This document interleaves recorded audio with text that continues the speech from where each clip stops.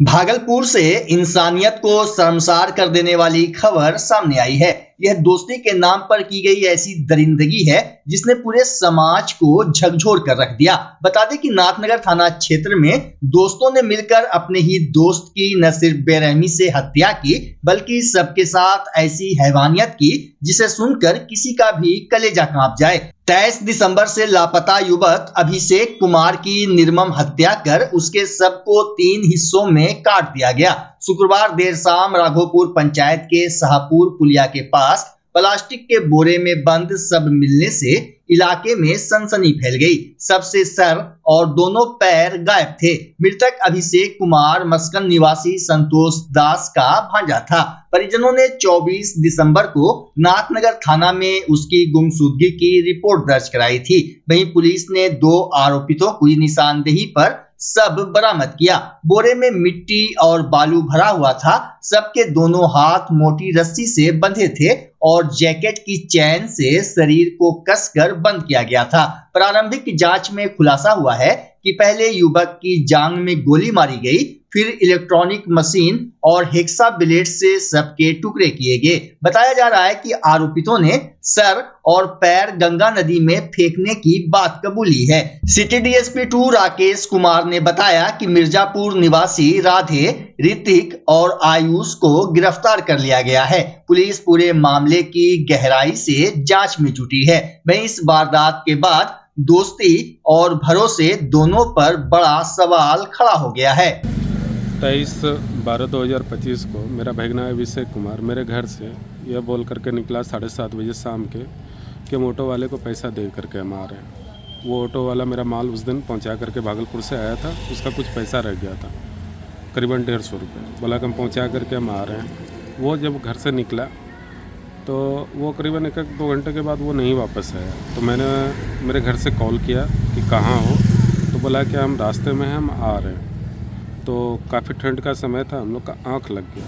जब सुबह मेरी आँख खुली 4 बजे के लगभग, तो देखिए मेरा भगना मेरे बेड पे नहीं है। तो हम उसको कॉल किए कि कहाँ हो, तो वो बोले क्या कि हम अभी जमालपुर में हैं, सो हम 11 बजे तक घर आ जाएंगे। तो हम बोले कि जमालपुर तुम कैसे चल गए? रात में तो तुम बोले कि हम शाम में ही आ जाएंगे, तो तुम अब जमालपुर कैसे चल गए? तो बोला नहीं हम आ जाएंगे। इतना सा बात बोला। उसके बाद फिर उनको हम बोले कि ठीक है तुम जिसके यहाँ गए हो उनको बात कराओ। तो वो बोला क्या कि हम थोड़ी देर में आपको बात करा रहे हैं। 10-15 मिनट के बाद मैंने उसको दोबारा कॉल किया, लेकिन एक बार वो मेरा फ़ोन नहीं रिसीव किया। उसके बाद से वो फ़ोन बंद कर रही है। पहले भी कभी घर से बाहर रहता था? हाँ, कभी कदाल रहता था। 9 बजे 9:30 बजे तक में वो घर आ जाता था। हमारे घर में कपड़े का व्यापार चलता है, तो दिन भर काम करता है, तो शाम में मार्केट निकल सकता है घूमने फिरने के लिए, बगल में मार्केट है। वो तीनों लड़का जो है उससे क्या संबंध था इसका? उसमें से एक लड़का ऑटो ड्राइवर है और एक लड़का पहले ऑटो ड्राइवर ही था। उनका एक्सीडेंट हुआ, टांग टूटा, तब से वो ऑटो चलाना बंद कर दिया। तो वो लड़के से मेरा भगना से उनसे दोस्ती बहुत अच्छा था, और जो ऑटो ड्राइवर था वही उनको पैसा लेने के लिए बुलाया और वही उनको लेकर के साथ में गया तीनों। क्या कारण है हत्या का? जानकारी तो हमको थाना से मिली क्या कि कोई मोबाइल किस्त पे जो है वो राधे नाम करके व्यक्ति लिया था, जो कि उनके साथ दोस्ती था। तो वो किस्ती नहीं चुकाया तो मेरा भगना जो है मोबाइल उससे ले लिया। बोला मोबाइल तुमको दो, किस्ती जब चुकाओगे तो तुमको हम वापस कर देंगे। राधे का पहले से भी आना जाना आपके? हाँ, पहले भी आना जाना था। मेरे भगना से जो है उनका दोस्ती। आज भी आपके साथ वो सुनने में आया कि? हाँ, वो डेली जिस दिन से मेरा भगना गायब हुआ है हम उसको कॉल किए, मेरा भगना कहाँ है। तो हम ये तीनों लड़का को पूछे कि मेरा भगना कहाँ है, तो इन्होंने हमको बताया कि हमको नहीं पता है, लेकिन ये तीनों मिलकर मेरे साथ खोजा। पुलिस को कब जानकारी दी है इस चीज़ की? पुलिस को जानकारी हम 24 तारीख को दिए। 24 तारीख को दिए हैं और हम लिखित जानकारी दिए हैं। कैसे जानकारी हुआ कि ये तीनों लड़का इसमें आरोपी थे? ये आरोपी तो हमको अभी पता चला कि वो तीनों आरोपी है, क्योंकि इसके पहले तो हमको कुछ जानकारी इनके बारे में नहीं था। हमको तो अभी जानकारी मिली कि ऐसा ये लोग घटना आ रहा है क्या कि आप पैसा जो ऑटो ड्राइवर का जो लेना बाकी था उसके पास गए थे और वहाँ से समय को लेकर के बोला कि नहीं मेरे पास नहीं आया है? हाँ, हम ऑटो ड्राइवर के पास भी गए थे, तो वो बोला कि हम पैसा लेके चल गए थे, आपका भगना मेरे साथ नहीं आया था, वहीं से वो लौट गया था। क्या नाम है आपका? संतोष कुमार। आप कौन है? हम उनके मामा हैं। बॉडी को आपने देखा? जी नहीं, मैंने अभी तक देखा नहीं है, ना दिखाया मुझे। कैसा लगा बॉडी? कुछ नहीं पता? नहीं, हमको दिखाया ही नहीं है। कल के बारे में बोले हैं कि कल उनका सारा बॉडी मिल जाता है तो दिखाते हैं। ठीक। मामला तो यहाँ से समझ में आ रहा है कि हत्या का मामला हो गया। हमको तो पहले पता चला, हम जब 24 तारीख को फ़ोन किए कि कहाँ हो, तो बोला जमालपुर में। तो हम बोले काहे के लिए गए हो, तो उन्होंने बताया कि मेरे दोस्त का बर्थडे था, उसी में आए हैं। हम बोले किस दोस्त का नाम नहीं लिया। यहाँ कहाँ रहता था? यहाँ वो अपने मामा के यहाँ रहता था। मामा के यहाँ रहता था 4 से 4.5 साल तक पहले। क्या काम करता था? कपड़े का कारोबार चल रहा था। क्या हत्या क्यों हुई? हत्या क्यों हुई तो ये अभी हमको थाना से पता चला कि मोबाइल के कारण हत्या हुआ है। मोबाइल उसको किस्त पर दिलाया था। किसको? राधे नाम जो लड़का है उसी को दिलाया था, तो किस्ती नहीं चुका रहा था, उसी के कारण हत्या हुआ है।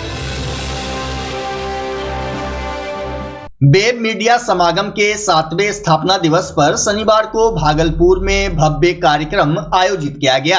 इस अवसर पर मीडिया जगत से जुड़े कई वरिष्ठ पत्रकार, वेब मीडिया प्रतिनिधि, सामाजिक कार्यकर्ता और गणमान्य अतिथि बड़ी संख्या में उपस्थित रहे।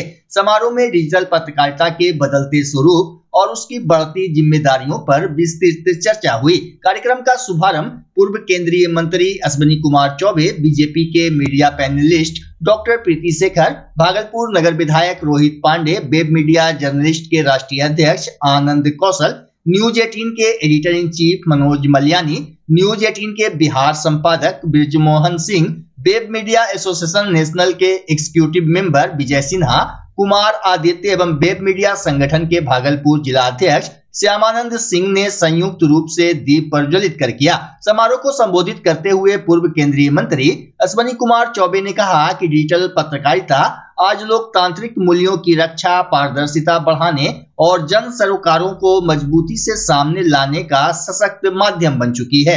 उन्होंने कहा कि वेब मीडिया ने आम जनता की आवाज को नई धार दी है और सामाजिक मुद्दों को व्यापक मंच उपलब्ध कराया है। वहीं वेब मीडिया जर्नलिस्ट के राष्ट्रीय अध्यक्ष आनंद कौशल ने कहा कि वेब मीडिया की सबसे बड़ी ताकत उसकी गति, पहुंच और प्रभाव है, लेकिन इसके साथ जिम्मेदार और तथ्यपरक पत्रकारिता की भूमिका और भी बढ़ जाती है। अन्य वक्ताओं ने भी बदलते मीडिया परिदृश्य, फेक न्यूज की चुनौती और डिजिटल प्लेटफॉर्म की नैतिक जिम्मेदारियों पर विस्तार से चर्चा की। जो हमारा है web journalist association of India का वेब मीडिया समागम 2025 का आयोजन किया गया था। 2023 में हमारा पहला आयोजन था, पटना में हम लोगों ने किया था। इस बार दूसरा जो सत्र था ये भागलपुर में करने का एक जो खास मकसद ये है कि जो रिमोट एरिया में हमारे डिजिटल पत्रकार हमसे जुड़े हुए हैं या कहीं भी पत्रकारिता कर रहे हैं, उन लोगों के बीच में संगठन को लेकर के एक सकारात्मक माहौल बनाएं। अगर उनके मन में कहीं भी डिजिटल पत्रकारिता करने के दौरान कोई भी उनके मन में डर है, भय है, संशय का माहौल है, फेक न्यूज, पेड न्यूज के बारे में जानना चाहते हैं, कार्यशालाओं के माध्यम से उन्हें हम अवेयर भी करते हैं, तो इन चीजों को देखते हुए हम लोगों ने भागलपुर में इस कार्यक्रम का आयोजन किया है। और हमारे web journalist association of India का आज 7वां स्थापना दिवस समारोह भी है। आप देखेंगे कि देश के कई मीडिया दिग्गज हम कह सकते हैं वो आज इस कार्यक्रम में शिरकत कर रहे हैं। अभी कई सत्र अभी बाकी हैं, अभी हम लोग दूसरे सत्र में हैं, बौद्धिक सत्र चल रहा है। कई जो अमर उजाला हैं उनके संपादक हैं, जो प्रवीण झा जी हैं, बिहार झारखंड पंजाब केसरी के हमारे संपादक हैं, संजय द्विवेदी जी जो हमारे WJSA के चेयरमैन हैं, कई सारे विद्वान हम कह सकते हैं कि पत्रकार जो हैं हमारे देश के जाने माने जो ख्यात पत्रकार हैं वो इस कार्यक्रम में शामिल हुए हैं। और हमें लग रहा है कि एक सकारात्मक माहौल डिजिटल पत्रकारिता के लिए हम लोग उसमें बनाने का ये प्रयास जो है वो सफल होगा। कई हमारे जो लोग हैं हमारे देश भर से जो आए हुए सदस्य हैं, कई राज्यों से हमारे आए हुए प्रतिनिधि हैं, हमारे राष्ट्रीय पदाधिकारी हैं, पदधारक हैं, राष्ट्रीय कार्य समिति सदस्य हैं, तमाम लोगों को हम लोग इस कार्यक्रम के जरिए जो web journalist association of India का जो मिशन है, जो हमारे पत्रकारिता का जो हमारा उद्देश्य है, उसे पूरा करने की दिशा में हम लोग एक मंच पर आज सम्मिलित हुए हैं। और कल तक का ये सत्र है। कल हम लोगों का सांगठनिक चुनाव भी है। इस चुनाव के बाद एक फिर से नेतृत्व के लिए जो है हम लोग विचार करेंगे कि हो सकता है कि नेतृत्व हम कंटिन्यू करें या हमारी जगह पे कोई दूसरा अध्यक्ष हो, ये जरूरी नहीं है, कोई दूसरा अध्यक्ष हो सकता है। तो ये एक संगठन जो है, इस संगठन की एक मूल भावना है, इसमें एक छोटा सदस्य भी जो है अध्यक्ष का चुनाव लड़ता है। तो ये हम लोगों ने एक इस तरह से इसका जो एक कह सकते हैं कि नैतिक मूल्य है इसे ऊंचा उठाने का हम लोगों ने काम किया है। एक तो पहले हम लोग ये मानते हैं, पहले निज पर शासन तब अनुशासन, और इसी परिप्रेक्ष्य में हम लोग ये काम कर रहे हैं कि अपने सदस्यों को, अपने हमारे पोर्टल सदस्यों को जो भी WGI से जुड़े हैं उन्हें आत्मसम्मान और जो पत्रकारिता की जो लक्ष्मण रेखा है इनसे उनको अवगत कराएं, कार्यशालाओं के माध्यम से उन्हें सशक्त बनाएं और समाज के प्रति और अधिक जिम्मेदार बनाएं। भागलपुर जय माता दी सेवा समिति के बैनर तले श्रद्धालुओं का बड़ा जत्था मां वैष्णो देवी की पूजा अर्चना करने के लिए आज विक्रमशिला एक्सप्रेस से रवाना हुआ। अध्यक्ष विजय शाह और संयोजक डॉक्टर मृणाल शेखर के नेतृत्व में बड़ी संख्या में जिले के अलग अलग स्थानों से आए 125 से ज्यादा श्रद्धालु प्रत्येक वर्ष की तरह इस वर्ष भी भागलपुर से रवाना हुए। इस दौरान भागलपुर रेलवे स्टेशन परिसर का माहौल पूरी तरह भक्तिमय दिखा। यात्रा पर जाने वाले श्रद्धालु माता के भजन गीतों पर जमकर झूमते गाते नजर आए। श्रद्धालुओं ने बताया कि पिछले 44 वर्षों से लगातार जय माता दी सेवा समिति के बैनर तले सभी लोग नव वर्ष के आगमन के पूर्व माता का दर्शन और आशीर्वाद प्राप्त करने जाते हैं। ये जय माता दी सेवा समिति पिछले 44 वर्षों से लगातार 27 दिसंबर को वैष्णो देवी जा रही है और हमारा मकसद है कि हर लोग, चाहे शहर के कोई भी लोग कहीं से भी हो बिहार से, हमारे साथ जा सकते हैं। हमारा डेट फिक्स है 27 दिसंबर ही है और हम लोग 27 दिसंबर को ही जाते हैं। कोरोना में भी हम लोग 27 दिसंबर को ही गए थे।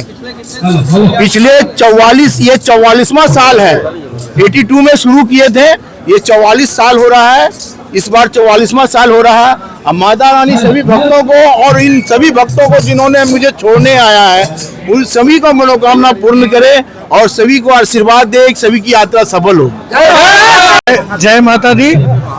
ये जय माता दी सेवा समिति का जत्था आज ये कितनी बड़ी बात है कि 40 वर्षों से भी ज्यादा हो गया, 43 साल, और ये 44वां वर्ष है जो बिना रुके बिना थके और इसी दिन इसी तिथि को 27 दिसंबर को हमारे श्री विजय शाह जी जो अध्यक्ष हैं, श्री अनिल जैन जी, नीरज जी, प्रवीण जी, सभी भक्तों के नेतृत्व में ये जत्था रवाना होता है और 100 से ज़्यादा लोग, जैसा भैया ने बताया 125 लोगों के लगभग का ये जत्था पूरे माँ की भक्ति में लीन होकर लोक कल्याण की कामना से कि हमारा अंग प्रदेश आगे बढ़े, भागलपुर आगे बढ़े, सर्वे भवन्तु सुखिनः, सर्वे सन्तु निरामया, सर्वे भद्राणि पश्यन्तु, माँ कश्चित् दुख भाग भवेत्, सभी सुखी हो, सभी निरामय हो। इस लोक कल्याण के भाव के साथ हम सभी यहाँ से माँ की भक्ति में झूमते गाते, भजन पर नाचते गाते सभी यहाँ से जाते हैं और हकीकत में एक एनर्जी लेकर लोग आते हैं। भागलपुर समेत पूरे बिहार में भीषण ठंड का सामना लोगों को करना पड़ रहा है। सूबे में शीतलहर की स्थिति बनी हुई है। ऐसे में सिर्फ लोगों की दिनचर्या ही प्रभावित नहीं हुई है बल्कि रोजगार पर भी इसका असर पड़ा है। दूर दराज के गांवों से काम की तलाश में भागलपुर आने वाले मजदूरों को काम नहीं मिल रहा है। रोजाना भाड़ा किराया लगाकर सभी मजदूर काम की तलाश में शहर आते हैं, लेकिन काम नहीं मिलने के कारण निराश होकर वापस घर लौट जाते हैं। ऐसे में मजदूरों के सामने अपने परिवार के भरण पोषण को लेकर बड़ी समस्या खड़ी हो गई है। ठंड की मार सबसे ज्यादा दिहाड़ी मजदूरी करने वाले लोगों पर पड़ रही है। काम नहीं चल रहा है, हम लोग को कम से कम 10-15 दिन से काम नहीं चल रहा है। हम लोग 10-15 दिन से यहाँ आते हैं, घूम के चले जाते हैं और शहर में देखते हैं सब कुछ महंगाई है। किराया भाड़ा भी 10 के जगह 20 रुपया ले लेता है। हम लोग बोल नहीं पाते हैं किसी को। 20 दिन से नहीं चल रहा है, आदमी ऐसे भूख से मर रहा है। सड़क किनारे खड़े रहते जो का तो आइए जाइए घूम फिर के, कोई टाइम नहीं है। कितना देर खड़ा रहते हैं सड़क? 11 बजे तक, 8 बजे से 11-12 बजे तक।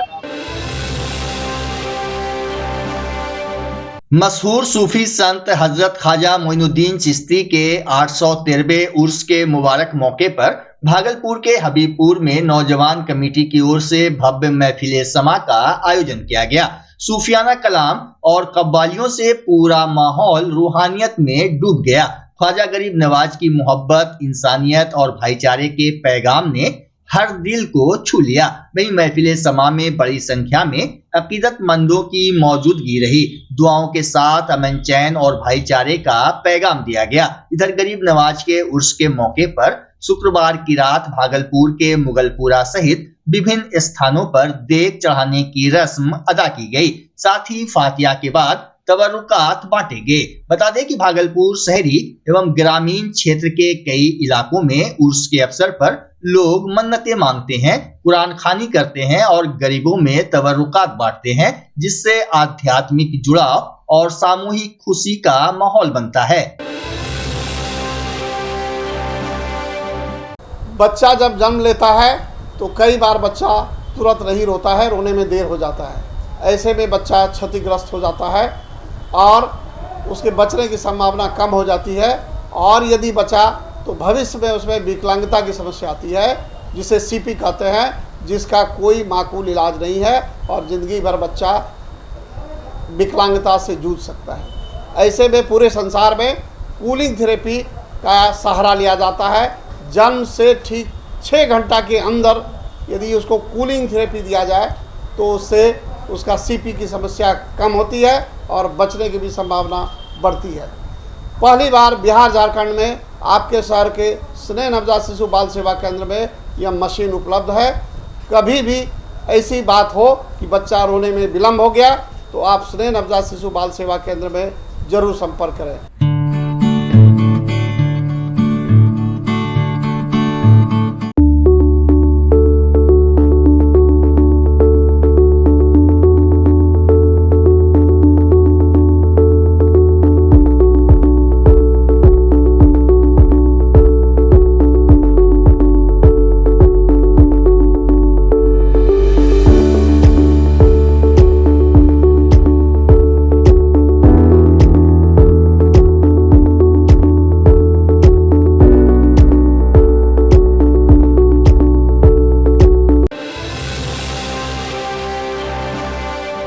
भागलपुर जिले के पीरपैंती विधानसभा क्षेत्र अंतर्गत प्यालापुर सरकंडा रोड पर चल रहे सड़क ढलाई कार्य में अनियमितता की शिकायत के बाद विधायक मुरारी पासवान ने सड़क निर्माण कार्य का औचक निरीक्षण किया। बता दें कि निर्माण कार्य मदर इंडिया कंपनी द्वारा कराया जा रहा है। निरीक्षण के दौरान सड़क की गुणवत्ता, सामग्री और तकनीकी मानकों में भारी खामियां पाई गई, जिस पर विधायक ने कड़ी नाराजगी व्यक्त की। मौके पर ही विधायक मुरारी पासवान ने कंपनी के प्रबंधक से फोन पर बात कर तीखी फटकार लगाई। उन्होंने साफ शब्दों में कहा कि जनता के टैक्स के पैसे से हो रहे विकास कार्यों में किसी भी प्रकार की लापरवाही बर्दाश्त नहीं की जाएगी। ऐसा है कि ये अपना मदर इंडिया का बहुत सारा कंप्लेन मिल रहा था मेरे पास। दियरा में भी कई एक जगह रोड बनाया है, रोड का गिट्टी उड़ना शुरू हो गया। इससे पता चलता है कि इस कंपनी के द्वारा जो काम हो रहा है एकदम लो क्वालिटी का हो रहा है। तो क्वालिटी सुधारने के लिए हम यहाँ पर पहुँचे, क्योंकि हमको भागलपुर में बैठक है मेरा, अभी 2 बैठक है। बैठक को छोड़ करके इस ओर आना पड़ा हमको, और इस ओर देखे तो वही काम जो हो रहा है एकदम लो क्वालिटी का हो रहा है। दियरा में भी काम किया है, लो क्वालिटी का हुआ है।